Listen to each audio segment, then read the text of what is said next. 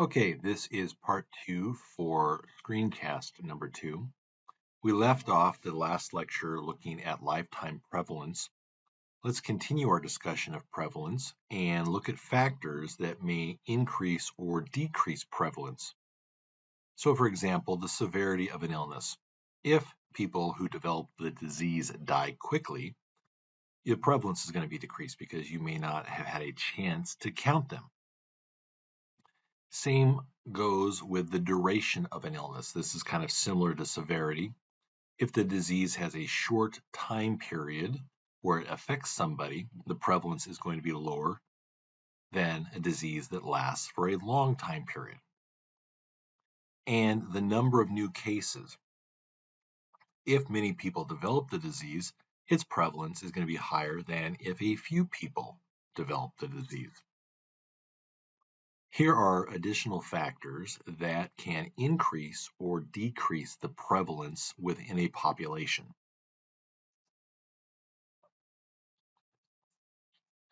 Now, prevalence studies can be influenced by many factors unrelated to the cause of the disease. Thus, prevalence studies do not provide strong evidence of causality. Prevalence studies are helpful in assessing the need for preventative action or planning health services. So here's an example. Lien et al. Published in the American Journal of Sports Medicine that the prevalence of jumper's knee, also known as patella tendinopathy, is as high as 55% in elite male basketball players. Now, a study like this highlights the problem of jumper's knee. It doesn't necessarily mean that basketball is the cause of that, but it's suggestive of, and so that may help to inspire research.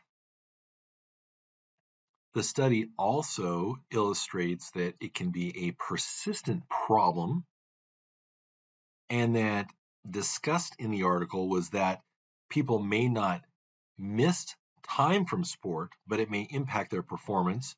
And some people are so annoyed or frustrated with the long-standing symptoms that they experience that they end up retiring prematurely from sport. Here is a prevalence study example that I did while working at a different university.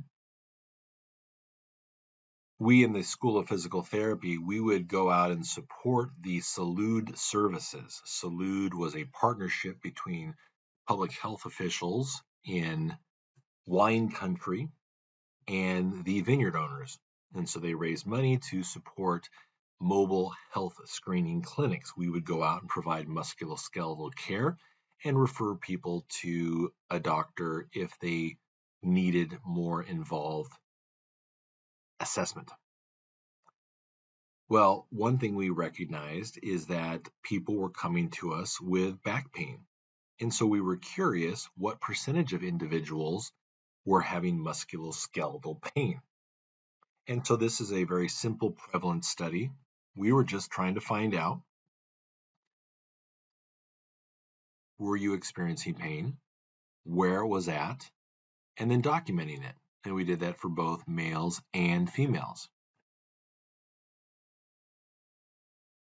We can see that about 33% of individuals were experiencing musculoskeletal symptoms at the time that they were interviewed for the study. Could we track people from the start of the season? So that could be like the next thing. In February, as people start working on the vineyards, could we track and find out when do their musculoskeletal symptoms start? Are there certain activities? And we can then, if we follow them from the start of the season, we can calculate the number of new cases that occur.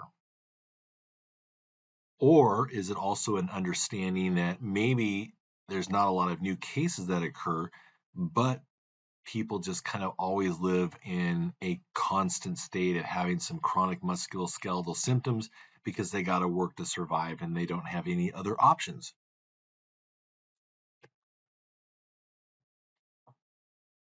This was a paper that we published in the Journal of Athletic Training. And what we were looking at was in the preseason, looking at the prevalence of those who had patellar tendon abnormality on ultrasound and a diagnosis of patellar tendinopathy. So what we found is most people did not present with pain during palpation of the patellar tendon, nor did they have ultrasonographic evidence of patellar tendon abnormality. But we did find that about 33% of people had ultrasound evidence of patellar tendon abnormality in at least one knee. 20 of those individuals also had pain, and so we were then identifying them as having patellar tendon abnormality and patellar tendinopathy. And then we looked at a bunch of different risk factors. Again, it's not cause and effect, but you can calculate a prevalence odds ratio to see if somebody is at greater risk potentially. And we found that non-starters were. Very interesting. Non-starters were at a greater risk than starters of having both tendinopathy and abnormality on ultrasound image. As you look at this here, you might go, well, wait a second, the reference group is the non-starter, and then the starters looks like they got 0.25 and 0.29. Does that mean they're 0.25 times more likely and 0.29 times more likely? No, we'll get into what the statistics mean at a later time, but basically a 1.0 means there's no difference between group. Above a 1 means there's a greater risk. Below a 1 means there's a protective or lesser risk.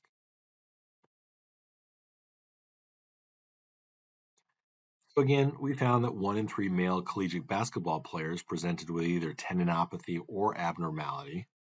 And so as a prevalence study, we're not saying that there is a cause and effect with these things, that basketball is the cause. But what we're saying maybe is if you're an athletic trainer that works with male collegiate level basketball players, 1 in 3 are impacted by either having tendinopathy or an abnormal tendon image.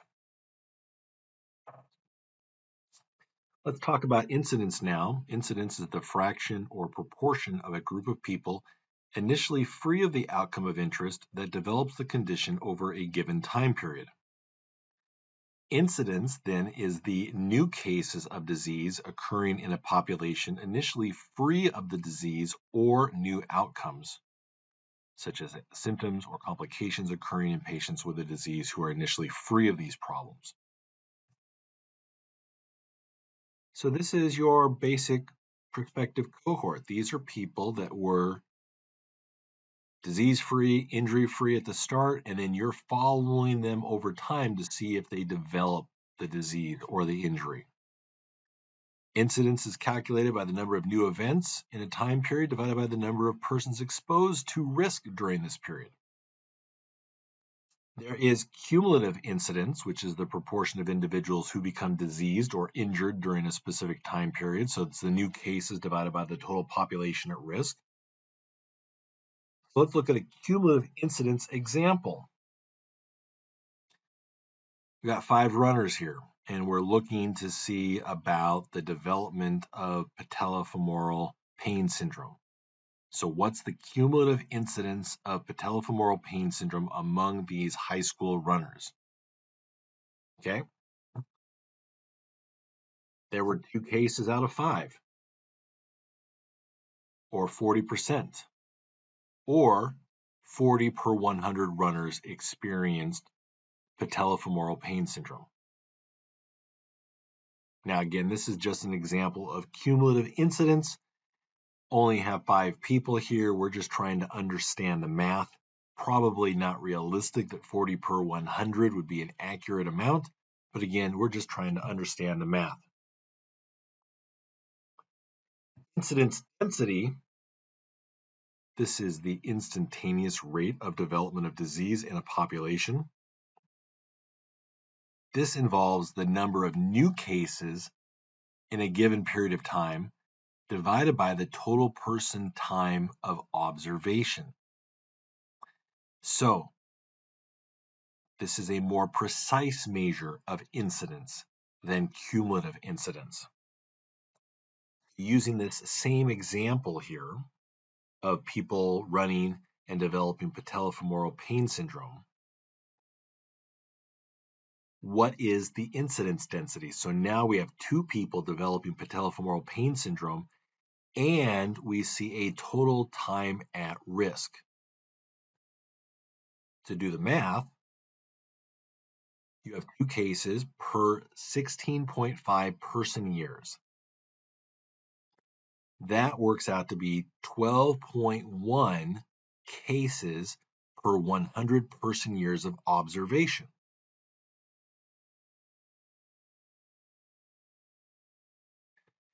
Here are some commonly used rates that you might read about.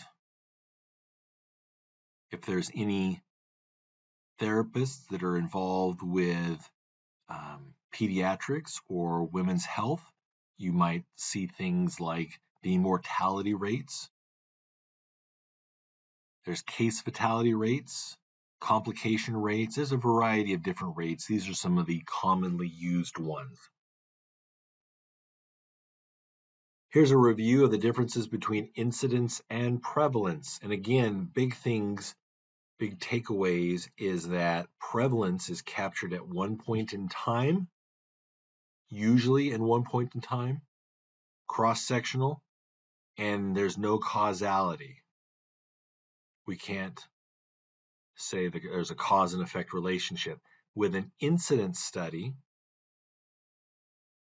we're tracking new cases that occurred during a period of time.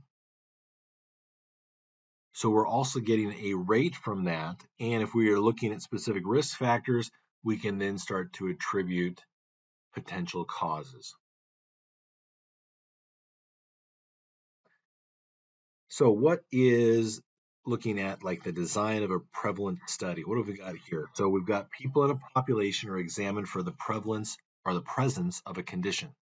Some have the condition, some do not. These prevalence studies, also known as cross-sectional studies, since they are conducted at a cross-section in time. So, advantages. They are good for describing prevalence and examining associations. They're fast, they're relatively cheap to perform.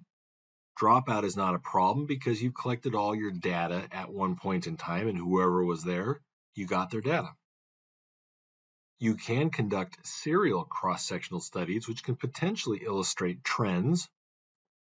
And prevalence studies, they are an initial step, which would then potentially lead you to doing a more rigorous study if you found some data of interest. Limitations, again, they cannot infer causality, can't make statements about what preceded what. And these are not good for rare diseases or those of brief duration. So one point in time, looking here, what's the prevalence of steroid use in Major League Baseball players in 1990? 5%. You can see that trend by going over time, repeated measures, longitudinal. You can see that from 1990, it went from 5% up to 30% in the year 2000. Now, those are made up numbers, but this is just to illustrate how you could potentially see those changes in a behavior that could have health implications. So prevalence studies, important for planning health services. They provide valuable information about what to expect in different clinical situations. They're less time consuming, less expensive, but again, only weak evidence for cause and effect. For our incidence studies, our population that is assessed is the cohort. The cohort's a group of people having something in common when first assembled, and they're followed over a period of time. A lot of the research I've done, the cohort has been Division III athletes at the start of the season. They were injury-free, and then they were followed over the season for time loss injury. Incidence studies are also known as cohort studies. Other examples of incidence studies: individuals who are cancer-free until onset of cancer. That would be probably a type of study that would require a long period of time. All individuals may have recently been diagnosed with the disease and then followed forward in time for outcomes, looking for things like recurrence or death. Probably a good number of you have heard of the Framingham Heart Study. This is a major undertaking. It's been going for 70 plus years. And this is the study where they've looked at generations one after the other in this region of the country and just tracked behaviors, risk factors, things like that that could be associated with cardiovascular disease. And they've published over 3,000, almost 700 some articles at the time of this little infographic being published. And it was their work that in 1960 that was identified as cigarette smoking being a risk factor for heart disease. So just some massive stuff. This is an incidence or cohort type of study.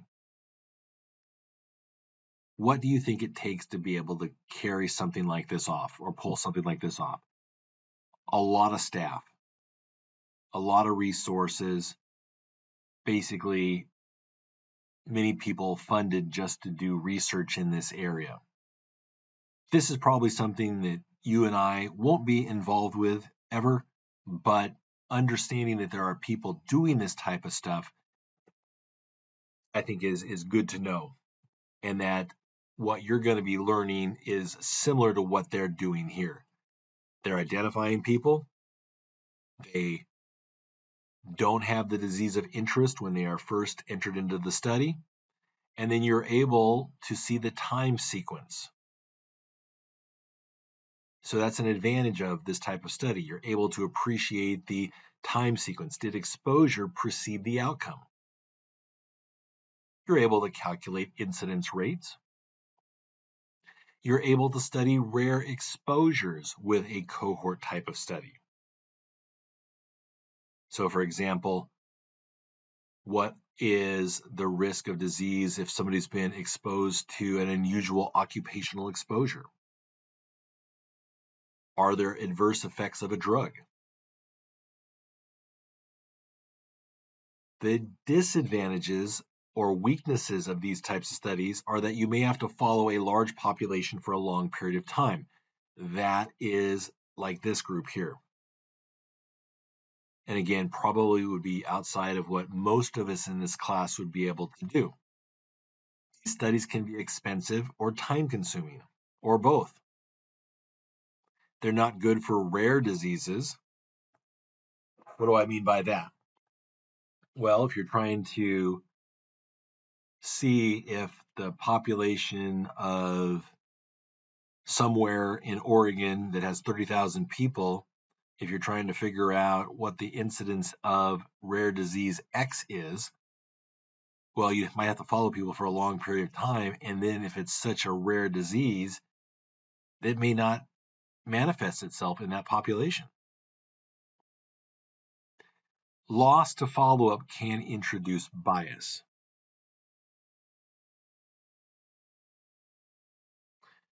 All right, we're nearing the end of this lecture. Bookmark this link. We're going to go to OpenEpi in the coming weeks. Readings for this week, Marin et al. And Guthrie et al. There are questions on your homework related to these. Discussion topic 1, you will identify opportunities for prevalence and incidence studies in your current employment position. Please describe one potential study for prevalence and one potential study for incidence. Include the following in your discussion: tools or equipment you would need to collect measures and the rationale for each measure. In addition, you'll discuss the potential viability of each study based on your current employment position. Basic example. You'll write 2 to 4 sentences for each of these. Prevalence, I might want to do a prevalence study looking at male collegiate basketball players with patellar tendinosis at the start of the season. What would I want to utilize, tools and equipment wise? Maybe a diagnostic ultrasound to help with making that diagnosis and to image the patellar tendon abnormality.